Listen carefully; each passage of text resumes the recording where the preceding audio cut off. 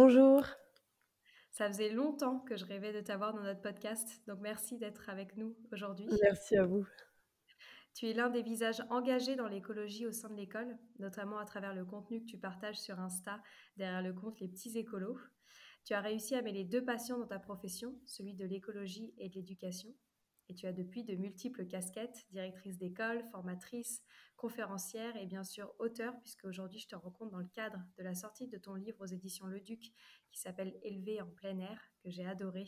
C'est un livre qui est très personnel, où tu racontes à travers ton parcours dans l'enseignement comment la nature s'est imposée à toi comme une nécessité dans ton quotidien, mais surtout celui des enfants. Tu démarres ce livre en parlant de l'enfant que tu étais. Et j'aimerais savoir pourquoi c'était important pour toi de revenir sur ton enfance pour parler de l'école dehors. Hem, C'était important parce que je pense que j'ai oublié pendant très longtemps, ma petite Marie, mon enfant intérieur à moi et je souhaitais aussi que le lecteur puisse reconnecter à son enfant intérieur pour ensuite, dans la suite du livre, pouvoir, mieux comprendre son enfant ou ses élèves ou les enfants qu'il y a autour. Je pense que, je pense que c'est très important de se rappeler qui on était quand on était enfant, quelles étaient nos angoisses, quelles étaient les raisons de nos chagrins, de nos joies, etc. Pour ensuite, pour ensuite pouvoir trouver des solutions en tant qu'adulte, euh, des solutions à mettre en place pour les enfants.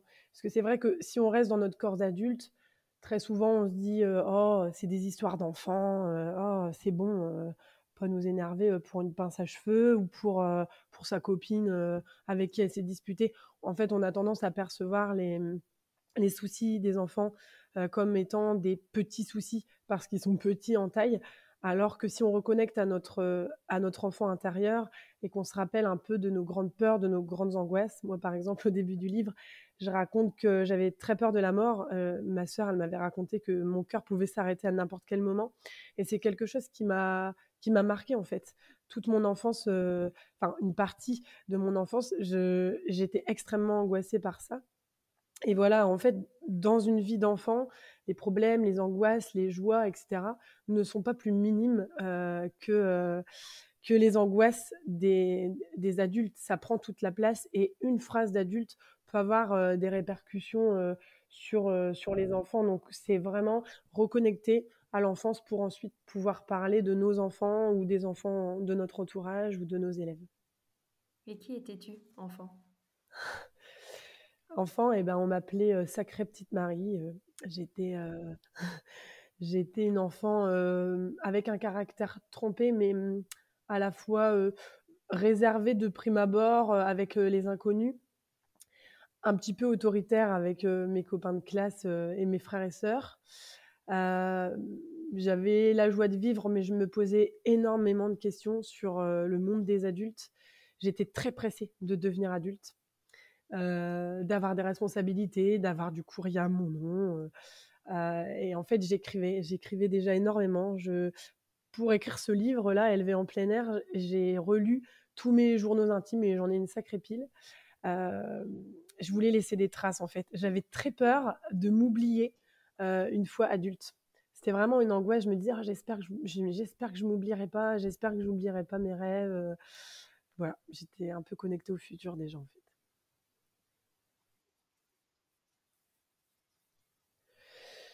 Euh, Bah, en fait, j'ai toujours voulu être enseignante. Quand j'étais petite, j'ai aligné mes doudous dans ma chambre et je préparais des petites évaluations que je leur faisais faire. Je leur donnais des prénoms. Je savais que je voulais être enseignante. Ouais. Ouais. Est-ce que c'était un métier qui était exercé au sein de ta famille ou c'est quelque chose qui t'a juste porté comme ça depuis ton enfance? Alors, ma mère, elle est assistante maternelle, donc j'ai toujours eu beaucoup d'enfants chez moi, des plus petits. Et en fait, non, il n'y a pas d'enseignant à la maison. Mais c'est les enseignants que j'ai eus qui m'ont donné envie de prendre leur place. Ouais. Et est-ce que tu peux nous parler justement de ton enfance au sein de l'école? Comment est-ce que tu as vécu ta scolarité? Hem, ben, je me sentais, un peu seule, en fait. Hem, J'avais l'impression que les enfants, ils étaient, immatures pour avoir, en fait, je me mettais un petit peu à l'écart parce que j'aimais beaucoup les observer, mais j'avais l'impression que i de pas être vraiment comprise par les enfants de mon âge et mmh en fait, je m'y retrouvais ni dans le monde des enfants, ni dans le monde des adultes parce que, parce que quand j'essayais de parler aux adultes, je n'étais qu'une enfant et du coup, les adultes, alors aujourd'hui, c'est rigolo parce que c'est moi qui me retrouve dans la position où je demande parfois à mes enfants, de rester entre enfants aussi parce que quand on invite des amis à la maison, on a envie de parler entre adultes et de choses d'adultes, en fait, qui concernent pas les enfants. On n'a pas forcément envie qu'ils participent à la discussion parce que c'est vraiment des discussions d'adultes, politiques ou quoi que ce soit. Mais moi, j'avais envie d'écouter, j'avais envie de participer, mais je sentais que j'étais trop petite pour les adultes et peut-être, psychologiquement un petit peu, incomprise par les enfants. Donc pendant mon enfance, à l'école, j'étais souvent seule, en fait. Non pas que j'étais rejetée, mais en fait, j'aimais observer les petits groupes et du coup, quand c'était la récréation, je m'asseyais sur le banc et je regardais ce qui se passait. Et alors maintenant, on va parler de ton cheminement vers ton métier de professeur des écoles, puisque comme tu le dis, l'éducation, les enfants, ça a quand même toujours eu une place particulière dans ta vie. Dans ton livre, tu dis: «Je n'ai jamais vu autant d'enfants aussi meurtris par la vie», en parlant de tes premières années en tant que professeur des écoles. Est-ce que tu pourrais revenir sur cette première expérience? Donc moi, j'ai fait mes études, pour devenir enseignante à Lille, et en fait, je me sentais théoriquement, très forte. J'ai le concours, haut la main, j'ai énormément travaillé pour l'avoir et donc du coup, j'avais un petit peu en tête, tout ce qu'il fallait faire, tout ce qu'il fallait dire, on avait une matière qui s'appelait éthique et responsabilité et du coup, j'avais l'impression d'être parée à tous les événements, à tous les types de problèmes possibles et quand, j'ai eu ma première affectation, c'était dans les quartiers, sud de Lille, des quartiers, plutôt, défavorisés, socialement défavorisés, avec, des enfants qui vivent dans une misère sociale, qui ont des familles qui n'ont pas beaucoup, de moyens financiers.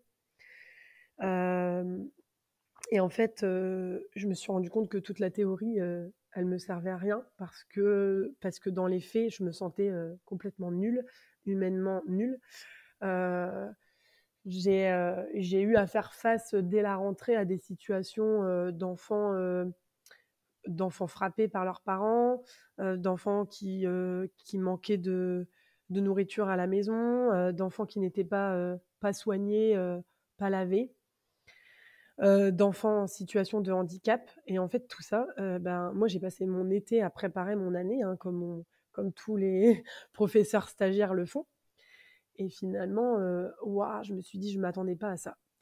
Alors je fais pas partie d'une classe sociale, favorisée, enfin, j'ai eu mon père qui travaillait dans le milieu, agricole et ma maman, assistante maternelle et du coup, voilà, juste un milieu social, plutôt moyen.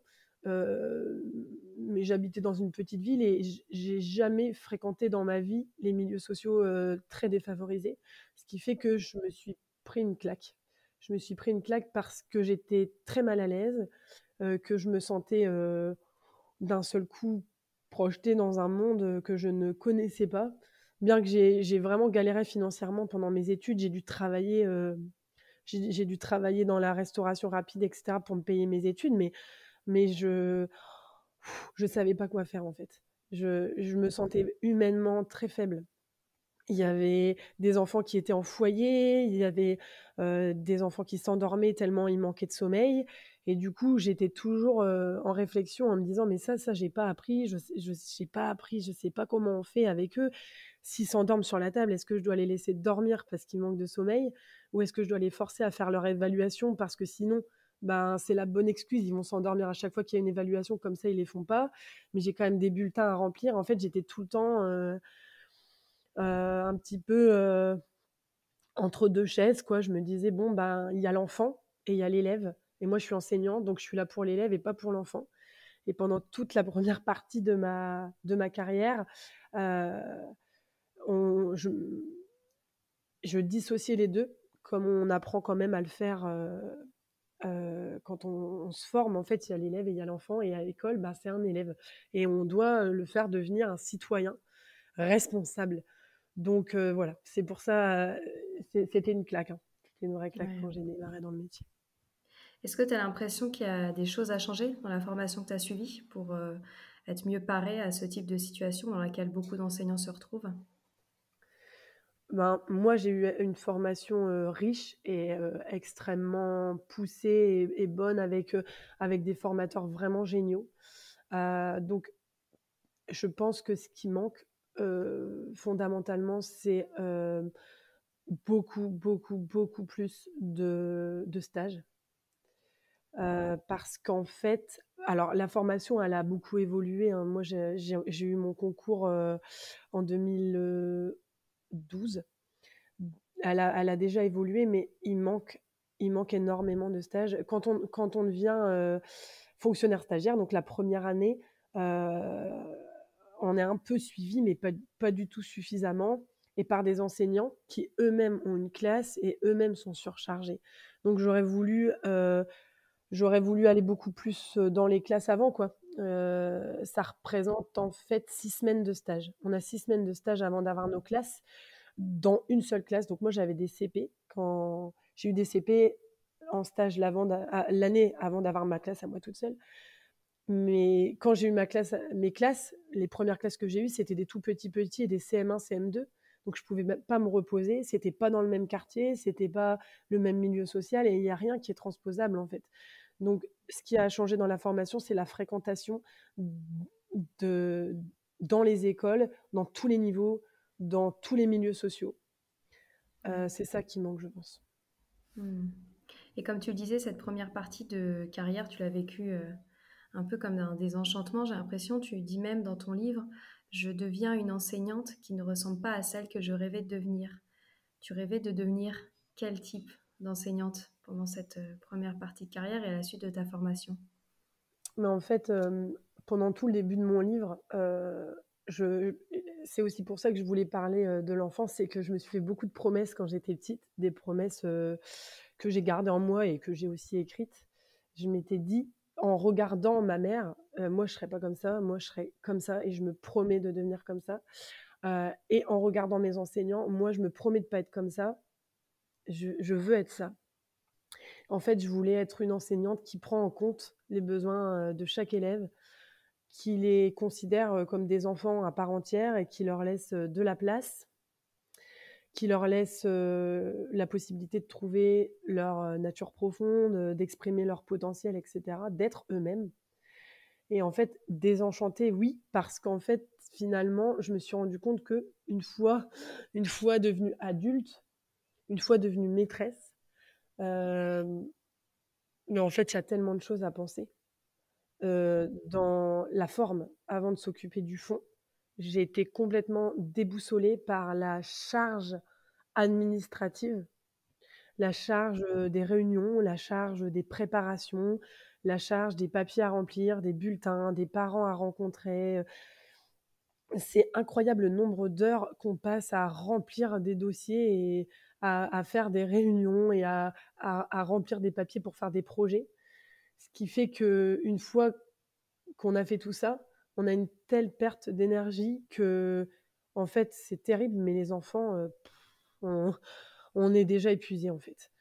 C'est tellement énergivore que quand ils arrivent, et que, ils ont perdu leur baume à lèvres et que c'est un monde pour eux, parce que leur maman leur a demandé de faire extrêmement attention au baume à lèvres, parce que le baume à lèvres, il est tout neuf et que ça fait déjà 2 fois que tu le perds. Donc pour eux, c'est une angoisse terrible. Mais moi, c'est ma récré, j'ai envie de souffler. J'ai entendu, les enfants crier pendant 1 heure et demie et là, j'ai envie de prendre une pause, j'ai envie de prendre mon café, j'ai envie qu'on me laisse tranquille et les histoires de baume à lèvres et c'est difficile pour moi parce que j'ai pas oublié à ce moment-là que je m'étais promis des choses et j'arrive pas à tenir mes promesses, j'arrive pas à être l'enseignante que je voulais être. Ouais. Et à quel moment dans ta carrière, tu as réussi à effectuer cette bascule de justement être l'enseignante que tu rêvais de devenir? Et bah, justement, dans la forêt. Dans la forêt. J'avais déjà commencé à reconnecter, avec mes élèves parce que j'avais un projet écologique dans l'école et on avait un potager et en fait, je pense que la bascule, elle s'opère au moment où on laisse l'élève être un enfant. Du coup, on reconnecte à l'humain, on reconnecte, à ses émotions, à ce qu'il aime, à ce qui le rend, heureux, à ce qui l'émerveille et on se rappelle que c'est des petits humains et que voilà, c'est des petits humains comme nos enfants. Devenir maman, ça m'a aussi beaucoup aidée à opérer la bascule, quoi, parce que moi-même, j'emmenais mon petit à l'école. Donc après, quand j'allais à l'école, c'est comme si j'avais devant moi 27 petits Marcel, quoi. Donc j'ai essayé d'être l'enseignante pour eux que je rêvais d'avoir pour mon fils. Et c'est sûr que ça a beaucoup changé ma vision des choses, mais c'est certain que le jour où j'ai emmené mes élèves en forêt, la bascule s'est opérée et j'ai réussi à tenir ma promesse. Ouais. Tu peux nous parler de cette découverte de l'enseignement dans la forêt, comment ça s'est passé et comment ça s'intègre maintenant dans ta pratique au quotidien? Alors, en fait, on avait organisé pour toutes les grèves mondiales pour le climat, on avait organisé des événements qui s'appelaient des kermesses écologiques. Donc, c'était des journées de fête à l'école où il y avait des petits ateliers et les élèves apprenaient à faire des semis, à désherber le potager, à jouer à des jeux de société, à faire des petits jeux sportifs où on apprenait à trier, du land art, etc. Donc il y a un jour où on a fait ça et on a terminé la kermesse écologique en allant en forêt et en ramassant des déchets sur le sol. Et là déjà, pouf, j'ai eu un petit truc dans ma tête où je me suis dit, ouh, il y a une forêt à côté. Et puis quelques mois après, on a dû faire un hommage à la liberté pour, euh, pour Samuel Paty. Et ce jour-là, j'arrivais à l'école, j'avais rien préparé et voilà, on devait lui rendre hommage. Et là, la connexion s'est refaite. J'ai emmené mes élèves en forêt pour la première fois. On a médité, on a fait un jeu sportif. Ils voulaient pas partir. Donc en fait, le jeu mathématique que je devais faire en classe, je l'ai réadapté. J'ai improvisé une réadaptation dans la forêt. Et ils voulaient toujours pas partir. Donc on a fait anglais en forêt. Et ensuite, on est rentré. On est rentré pour l'heure des parents. Et le lendemain, ils m'ont dit ah, maîtresse, on y retourne en forêt, on pourrait travailler en forêt. Et donc, voilà, j'y suis retournée encore une fois. Et ensuite, ils ont voulu y retourner, on est retourné. Et petit à petit, j'ai reconnecté. En fait, j'ai d'abord reconnecté à moi. Donc, c'est ça qui est hyper important dans mon livre c'est que c'est pas un livre uniquement pour les enfants, pour la place de l'enfant, mais c'est pour la place de l'adulte également. Et c'est valable pour finalement n'importe quel métier.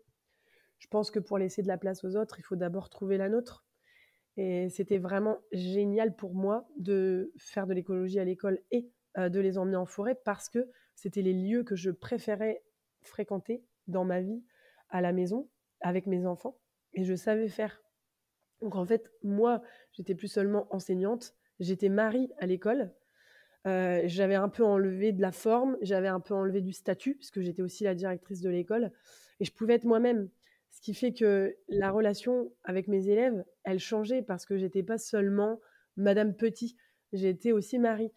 Et ces récrés où je passais avant mon temps à dire oh c'est bon laisse-moi tranquille j'ai envie de boire mon café oh là là c'est bon allez vos histoires hein. Et ben là c'était tellement différent parce que dans la forêt et ben déjà j'étais toute seule il n'y avait jamais d'accident parce qu'en fait le sol de la cour de récré il est en béton et il n'y a absolument rien à faire dans une cour de récréation il n'y a rien à faire c'est l'ennui total bien qu'on sorte de temps en temps le matériel de la salle de motricité. Mais en fait, comme il n'y a rien à faire, c'est un peu comme ces émissions de télé-réalité où on met des personnes ensemble avec rien à faire. Ben, qu'est-ce que font les gens? Mais c'est normal. C'est pour élever l'esprit. Ben, ils se disputent. Ils se disputent pour avoir quelque chose à penser, avoir quelque chose à créer, et puis s'élever entre eux, finalement.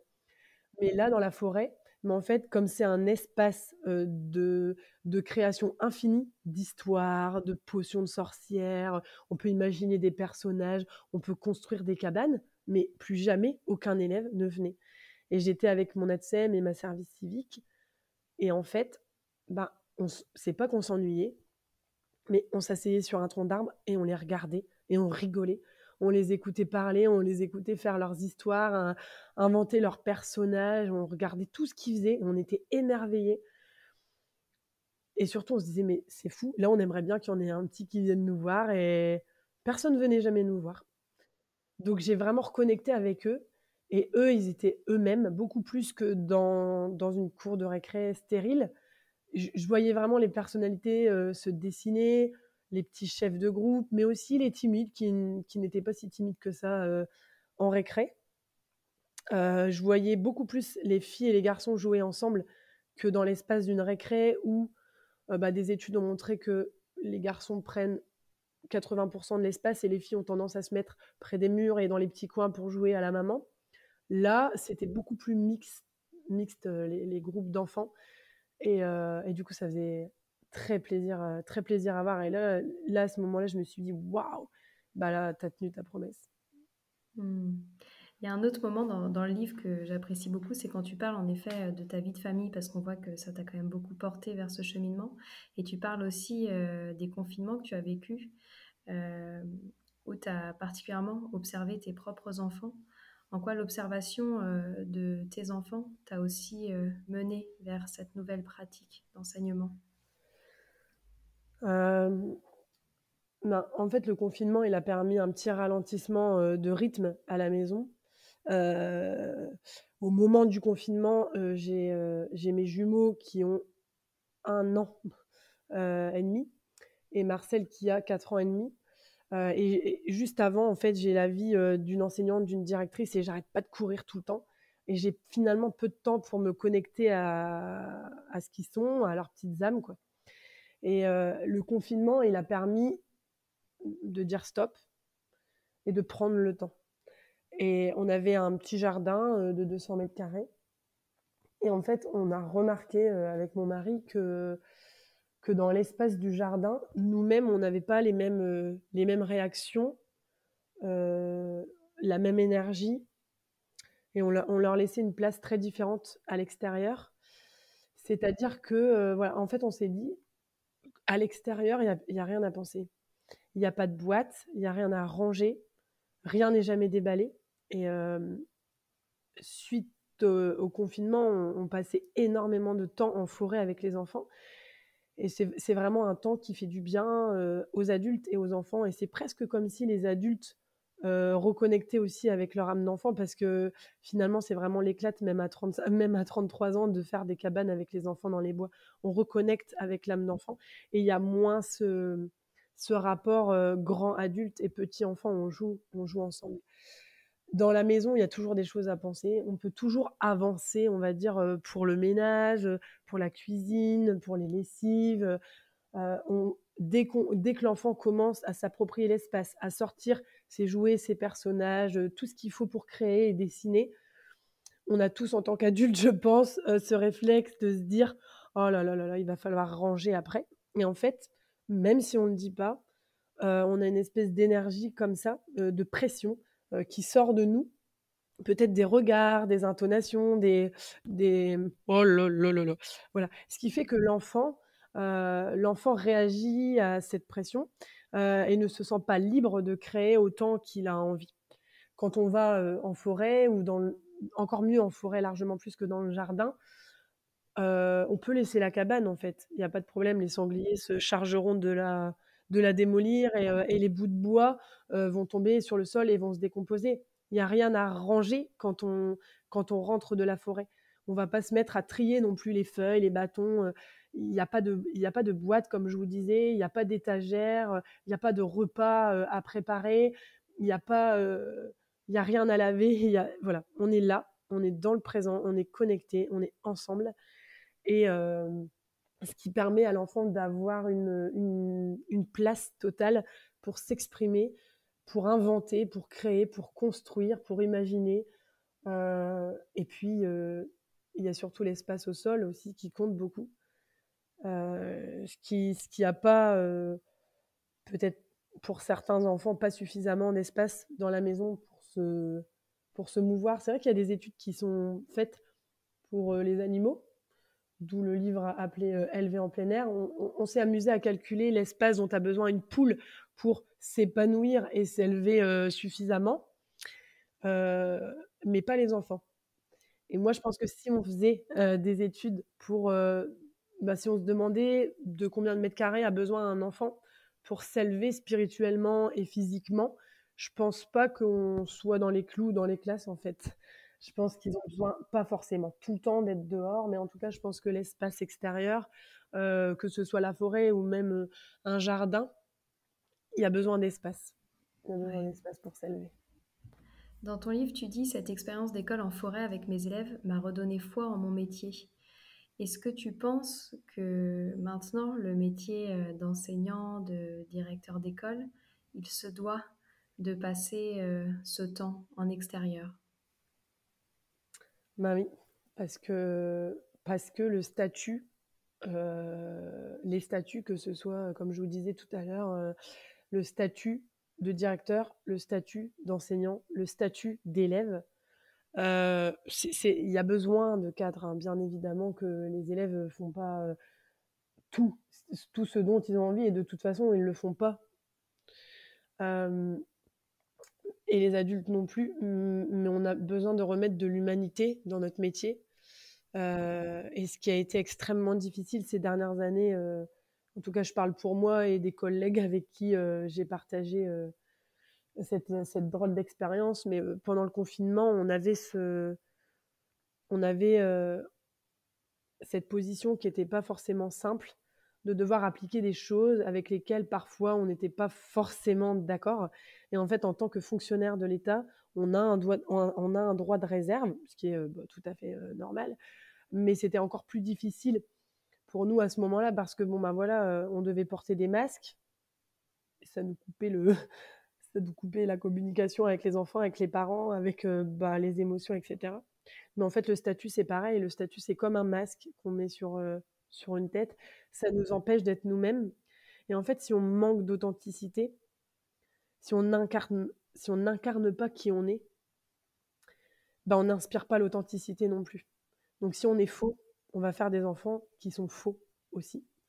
Donc je vais jusque-là dans la réflexion dans le livre, c'est qu'on a besoin d'un monde authentique, on a besoin d'un monde où les enfants sont vrais, et du coup on a besoin d'adultes qui s'incarnent réellement.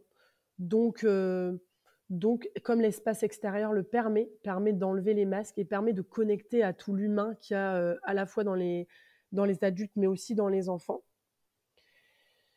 Oui, moi j'encourage les enseignants et les enfants à se rendre au minimum dans un espace extérieur. On n'a pas besoin forcément, puis on ne peut pas tous aller en forêt.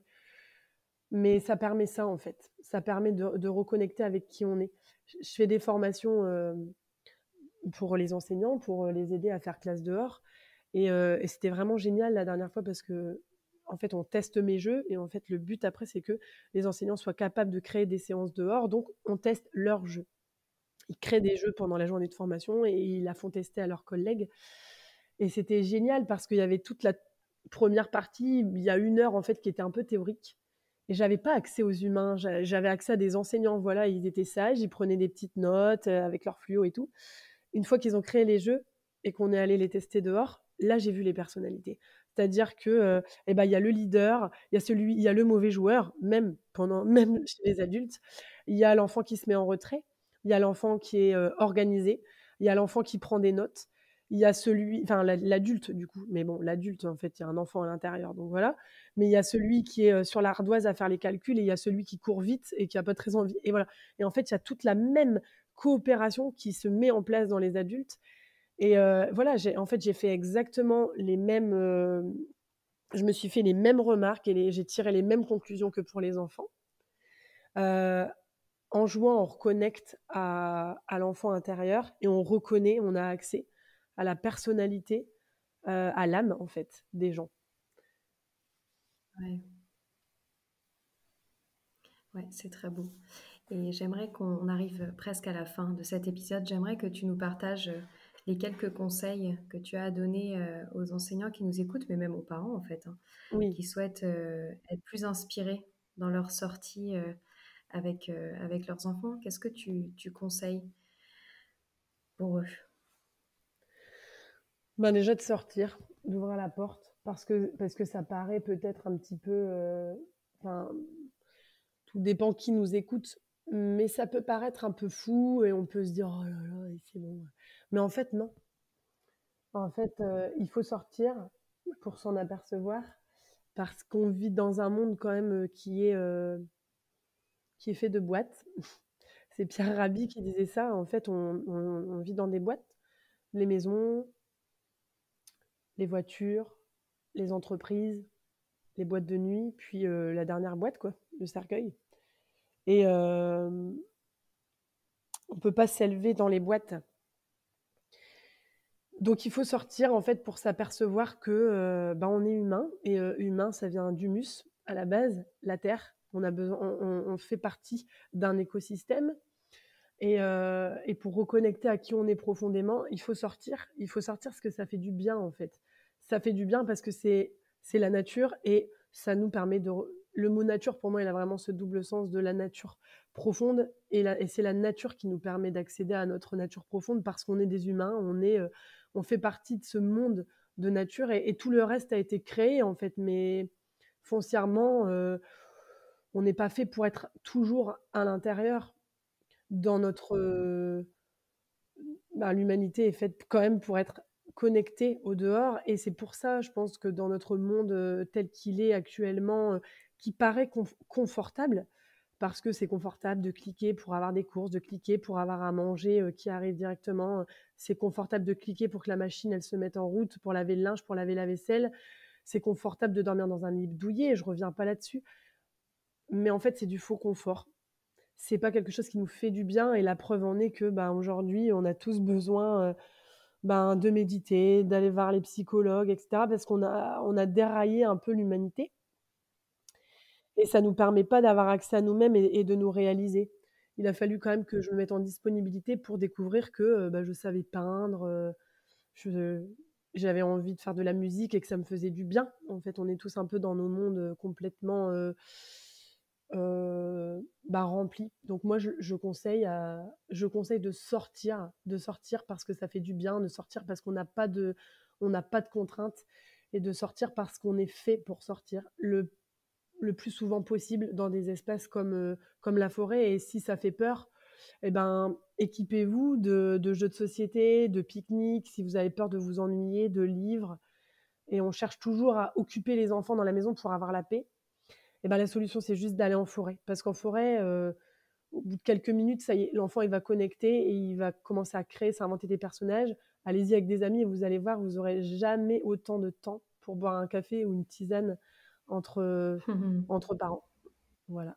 Ouais, trop bien. On va garder un petit moment promo quand même pour que tu nous parles de tout ce que tu fais et surtout pour que nos auditeurs puissent retrouver tout ce magnifique contenu et partage que tu fais au quotidien. Donc, est-ce que tu peux nous parler un peu de tout ça avant qu'on se quitte? Oui. Alors, j'ai écrit un premier livre qui s'appelle Colibri et après, qui parle de mon parcours de quand j'étais pas du tout écolo. Bah, il y a même un petit chapitre sur l'école dans la forêt. Ça parle de petits gestes à faire au quotidien et comment rassembler en fait pour sortir de ce petit colibri et faire une armée de petits colibris. J'ai ensuite écrit Élevé en plein air, donc je l'ai écrit cet automne et cet hiver et il est sorti là, le 10 mai. Voilà. Bah voilà, celui-ci c'est aussi un livre d'écologie parce qu'en fait, le but quand même à la fin, c'est bien sûr que je pense que si les enfants fréquentent suffisamment l'extérieur et la nature, ils vont avoir beaucoup moins de mal à protéger cette nature parce qu'ils en seront fondamentalement amoureux. Ce que les adultes d'aujourd'hui, sans mauvais jeu de mots avec le podcast, ce que les adultes d'aujourd'hui peut-être sont moins capables de faire. Nos parents, oui, mais nous, on a quand même eu moins de contact. Et donc moi, je trouve que c'est quand même un livre qui a pour ambition de remettre les enfants dehors et donc de changer le monde. Mais sans penser à l'écologie, en fait. Ça se fait par amour de la nature et pas sous la contrainte. Ensuite, j'ai mon compte Instagram Les Petits Écolos, sur lequel je partage des idées d'activités à faire en plein air et du contenu aussi pédagogique. Donc, comment faire apprendre un enfant dehors, en tant qu'enseignante, aussi en tant que parents qui font l'instruction en famille, et aussi pour tous les parents l'été. Donc, j'ai créé mon auto-entreprise il y a 10 mois, en juillet dernier, pour me consacrer qu'à ça parce que j'avais beaucoup de demandes et je ne voulais pas en rajouter avec la direction de l'école et l'enseignement. Donc, en fait, j'ai pris 2-3 ans de disponibilité et je m'occupe de ça pour faire fleurir l'apprentissage dehors. Donc, j'ai commencé à créer des cahiers de vacances dehors. Donc là, je suis en train de tout rééditer avec tout le savoir et les nouvelles idées que j'ai. Donc, c'est des cahiers de vacances pour... En fait, ça vient encore une fois de mon fils Marcel qui m'a dit « Maman, moi j'ai envie de faire comme tes élèves. Hein. Tu m'achètes pas de cahier de vacances où je dois m'asseoir. Hein. » Et j'ai trouvé l'idée tellement géniale. J'en ai parlé sur les réseaux et il y a plein de parents qui m'ont dit « Oh Marie, nous aussi, tu veux bien partager ?» Et du coup, j'ai créé ces cahiers de vacances dehors. Et ce ne sont que des jeux, en fait, à faire pour calculer, pour apprendre l'orthographe, pour apprendre la conjugaison, pour apprendre pour les maternelles à faire des traces, du graphisme. Voilà, donc ça, c'est des petits cahiers de vacances dehors. Et ensuite, pour aider les enseignants à mettre en place des séances d'école dehors, j'ai, à la suite de l'écriture de ce livre-là, j'ai eu beaucoup de demandes de séances parce que les enseignants, je sais ce que c'est, n'ont pas le temps de la création et n'ont pas toujours les idées non plus. Donc, à la fin du livre, Élevé en plein air, il y a déjà des idées d'activités. Donc, par exemple, pour apprendre une poésie, là, hop, avec les illustrations de Virginie Blondeau. Donc, j'ai créé un e-book avec 40 séances à faire en extérieur. Et c'est vraiment un livre, un e-book de plein air, mais pas forcément de forêt. C'est vraiment pour mettre les enfants dehors. En fait, je reprends les jeux traditionnels dehors, comme le béret, l'épervier, les poissons pêcheurs, etc. Et je rajoute une compétence mathématique ou de français. On ne change absolument rien au fond des programmes. On va bien évidemment respecter les programmes de l'éducation nationale. Et ça va même aller beaucoup plus vite. Les enfants vont progresser à une vitesse phénoménale. Il va y avoir des répercussions sur les élèves en difficulté, sur les élèves timides, sur la coopération, cette espèce de mayonnaise que l'enseignant attend en fait. Voilà, en mettant ces jeux en place. Donc, c'est 40 activités de plein air avec des jeux traditionnels qu'on peut faire dans une cour de récré, à la plage, en montagne, en forêt. Et en fait, ça permet de faire un entre-deux entre la classe et les livres d'école dehors qui existent déjà, mais qui sont très poussés vers l'enseignement par la nature, ce qui est vraiment pour moi l'objectif à terme. Mais en tout cas, ça permet de faire un entre-deux entre la classe et fabriquer une flûte avec un bâton ou fabriquer une cabane, voilà, tout ça c'est génial, mais pour moi, ce qui était important de faire, c'est pas de sortir un énième livre de classe dehors, c'était de donner des outils pour tous les enseignants, que ce soit en maternelle, en élémentaire, à la campagne, en ville, dans des milieux sociaux favorisés ou défavorisés. De par mon expérience, en fait, je voulais que ce soit des activités faisables par tous et pour tous les enfants, en fait. Voilà pour ma petite... Voilà pour ce que je fais, quoi, et puis des formations de l'école dehors. Trop bien. C'est super complet et en tout cas, on partagera tous les liens en description de ce podcast. Merci beaucoup, Marie. Merci à vous. À très bientôt. Au revoir. Au revoir.